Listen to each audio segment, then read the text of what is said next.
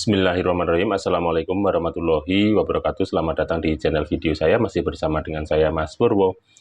Nah, pada kesempatan kali ini ya teman-teman, kita bincang-bincang santai aja ya teman-teman, mengenai pinjol ya teman-teman. Maraknya pinjol baik legal maupun ilegal, kenapa mereka makin menjamur dan kenapa mereka itu tidak ada kapok-kapoknya, dan kenapa mereka itu juga tidak ada yang bangkrut ya, meskipun banyak nasabah-nasabah yang galbay, baik sengaja maupun tidak sengaja, yang ilegal dan yang legal juga banyak yang galbay. Kalau untuk yang legal ya, sedikit saya ulas dulu, sedikit kita mencari informasi yang galbay, yang ilegal, dan yang legal ini. Kalau yang legal ya teman-teman, tentunya mereka itu mempunyai cover asuransi untuk khusus nasabah-nasabah yang galbay. Nah, jadi mereka itu kenapa, jawabannya kenapa mereka itu tidak bangkrut, kenapa itu mereka juga makin merajalela, hanya berganti nama maupun mereka mendirikan pinjol-pinjol yang baru. Mereka itu tentunya kalau yang terdaftar di OJK, mereka sudah mempunyai asuransi tersendiri. Jadi per 90 hari misalkan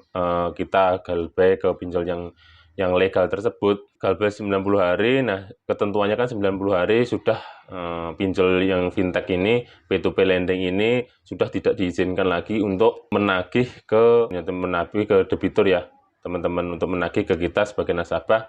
Nah tentunya mereka juga tidak mau rugi, mereka juga menyiasatinya dengan melakukan asuransi atau mengasuransikan nasabahnya. Nah seperti itu, mereka itu juga tidak rugi. Misalkan kita galbay 90 hari sudah tidak boleh menagih lagi, tentunya mereka langsung otomatis mengklaim asuransi dan dilakukan pemutihan data nasabah. Nah seperti itu, tentunya mereka tidak rugi, juga mereka tetap bertahan. Kenapa? Jawabannya adalah kenapa pinjol-pinjol ini semakin menjamur ya teman-teman, semakin diberantas oleh pemerintah hari demi hari. Saya rasa ini pinjol ini baik apapun namanya, yang legal maupun yang legal, semakin banyak menjamur. Tentunya contoh aja ya, yang Shopee juga sekarang sudah ada Shopee pinjam namanya, terus di Dana dan sebagainya.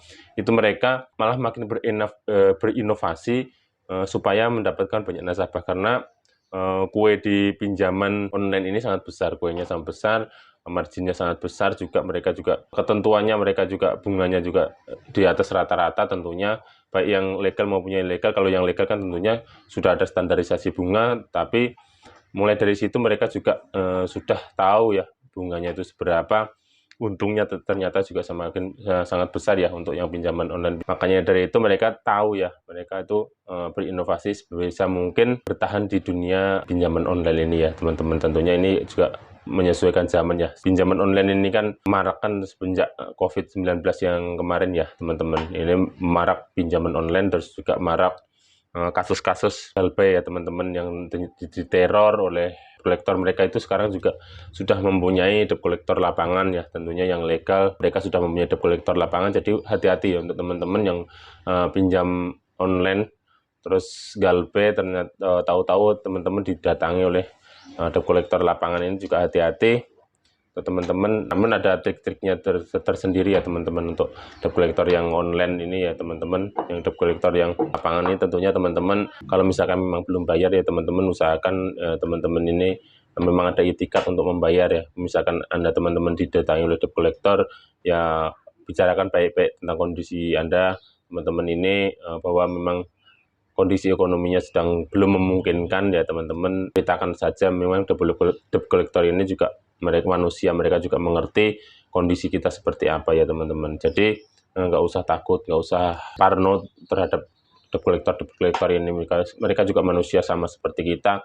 Namun kalau misalkan ada intimidasi dan sebagainya, OJK pun juga sudah menyarankan kita untuk lapor ke OJK atau lapor ke waspada investasi, lapor ke polisi misalkan sudah mengancam jiwa raga. Tentunya teman-teman juga nggak usah takut kalau misalkan sedang gagal bayar, galbay.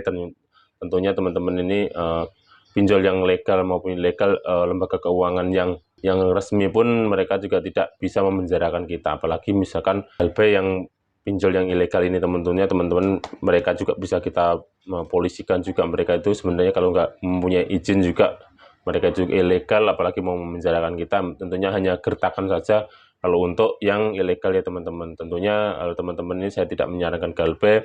Teman-teman tetap, misalkan komitmen mau pinjam uang ya tetap dikembalikan. Apapun itu kan memang mereka menagih haknya mereka ya teman-teman. Kalau misalkan teman-teman pahitnya tidak bisa membayar, ya kembalikan modalnya, ya kembalikan sesuai pinjaman teman-teman. Misalkan teman-teman nggak bisa membayar bunganya ya teman-teman, balikkan modalnya dulu. Istilahnya kalau teman-teman pinjam uang, ya balikkan uang senilai yang teman-teman pinjam, karena itu nanti perhitungkan ya di yaumil akhir. Misalkan nanti teman-teman perhitungannya ya minimal teman-teman sudah membayar pokoknya. Nah, bunganya itu kan misalkan itu, kalau misalkan kita bicara tentang agama, ya bunganya kan riba ya. Tentunya teman-teman kalau misalkan meminjam, ya kembalikan pokoknya. Kalau misalkan sama bunganya kan, misalkan teman-teman juga sebelum pinjam kan juga sudah tahu konsekuensinya seperti apa, peraturan seperti apa, harus mengembalikan bunga dan sebagainya. Itu kan teman-teman juga sudah mengetahui dan sebagainya. Saya tidak akan berbicara jauh tentang itu.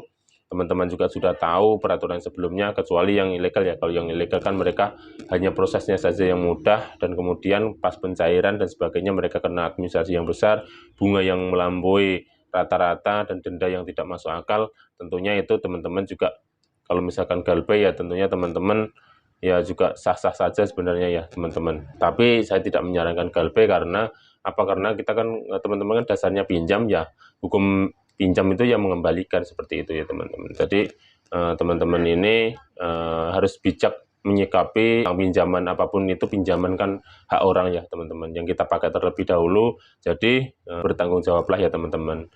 Ya nanti akan timbal balik ke diri kita, maupun pinjam di mana-mana, baik online maupun offline ya.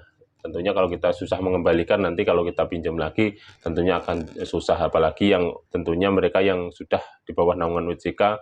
Nanti kalau kita misalkan GalPay di pinjol online yang sudah OJK, yang sudah di bawah naungan OJK, tentunya kita akan di blacklist, dan kita akan, kalau mengajukan pinjaman itu akan susah lagi. Melakukan pinjaman ke lembaga keuangan yang lain itu akan susah lagi. Misalkan kita mengajukan kredit kendaraan bermotor, kendaraan mobil, kepemilikan rumah dan sebagainya, itu akan berpengaruh kepada SLIK atau data kita di OJK. Nah, itu teman-teman juga harus hati-hati kalau pinjaman yang legal atau yang ilegal. Kalau teman-teman misalkan GalPay dipinjam yang ilegal, itu tentunya tidak berpengaruh kepada data kita di OJK. Namun resikonya ya kita hanya diteror saja. Nah, kalau kita di GalPay dipinjam yang resmi, ya tentunya teman-teman akan berpengaruh ke nama baik kita di SLIK OJK. Nah, itu teman-teman sekilas tentang apa itu maraknya GalPay, pinjol yang ilegal dan ilegal. Kenapa pinjol yang ilegal ini susah diberantas oleh OJK? Ya mereka itu karena keuntungannya sangat besar di sini. Bunganya mereka menentukan sendiri, dendanya mereka menentukan sendiri, regulasinya mereka menentukan sendiri, semau-mau mereka, dan meneror nasabah dan sebagainya. Kenapa saya bikin video ini? Karena juga mengedukasi juga teman-teman ya, untuk mempertimbangkan. Misalkan butuh sesuatu, butuh uang cepat mendesak, ya pertimbangkan, jangan minjam pinjol yang ilegal ini teman-teman. Percayalah, di awal saja manis, tapi di belakangnya akan pahit sekali kalau dipinjol yang ilegal ini teman-teman. Banyak korbannya, banyak contohnya ya teman-teman, yang viral di mana-mana ya. Banyak yang gantung diri hanya karena pinjaman 2 juta 3 juta ternyata menjadi puluhan juta ya. Itu kan ya dampaknya seperti ini ya teman-teman. Dampaknya ke masyarakat itu sangat luas, sangat masif, juga merugikan diri kita sendiri juga. Itu kan sebenarnya hanya rentenir yang sudah berevolusi menjadi online ya teman-teman ya. Kalau zaman dulu kan rentenir yang ke rumah, sekarang juga masih ada, cuman sekarang zamannya sudah maju. Nah, mereka berevolusi menjadi pinjaman online ini ya, baik legal maupun ilegal ya. Tentunya hanya namanya saja yang berubah dan sistemnya saja yang berubah, tapi hakikatnya sama ya, seperti itu ya teman-teman. Nah, untuk mengantisipasinya seperti apa ya teman-teman? Kalau mengantisipasinya, kalau misalkan teman-teman ingin tahu itu legal maupun ilegal, kan teman-teman tinggal cek di situs situs OJK aja. Nanti teman-teman di situ ada daftar yang pinjol yang sudah terdaftar, itu pinjol yang resmi, itu nggak banyak kok, ratusan berapa. Nah, selain itu sudah pasti itu ilegal. Nah, seperti itu aja cara mengeceknya ya teman-teman. Misalkan Anda butuh cepat mendesak, ya teman-teman harus berpikir rasional dulu, cek dulu itu legal atau ilegal ya teman-teman. Nah, tentunya kalau hanya untuk membedakan yang legal dan ilegal, di video-video yang sebelumnya saya sudah jelaskan Ini saya hanya mau menyoroti atau membahas tentang maraknya pinjaman online ini, kenapa mereka itu terus menjamur, dan kenapa mereka itu tidak ada bangkrut-bangkrutnya ya, seperti itu teman-teman. Nah, itu alasannya kenapa mereka juga, salah satunya mereka mengasuransikan dirinya supaya misalkan ada teman-teman yang gagal bayar, ya mereka tidak mengalami kerugian sama sekali, mereka tidak terpengaruh sama sekali karena mereka telah mengasuransikan, sedangkan asuransinya itu tentunya telah dibebankan kepada nasabah, baik potongan administrasi dan sebagainya. Di balik itu juga sudah ada asuransinya gitu ya teman-teman. Jadi mereka juga tidak was-was juga teman-teman. Nah, seperti itulah kira-kira untuk edukasi kita semua, untuk sekedar bahan referensi kita semua. Mudah-mudahan ini bermanfaat. Silahkan subscribe serta aktifkan tombol loncengnya untuk update video-video terbaru dari saya. Kurang lebihnya saya mohon maaf. Saya akhiri billahi taufiq wal hidayah. Wassalamualaikum warahmatullahi wabarakatuh.